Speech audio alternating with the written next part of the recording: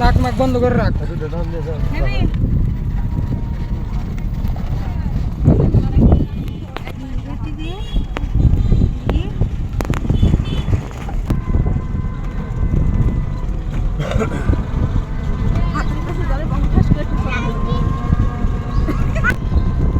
তোমার লাগে একটা বিল্ডিং বানাই দেবে না। আরে তোমার এই আব্বা না তো শ্বশুর আব্বাই বিয়া করবো না অবশ্যই দিকে তোমার এটা বিয়া দেবো।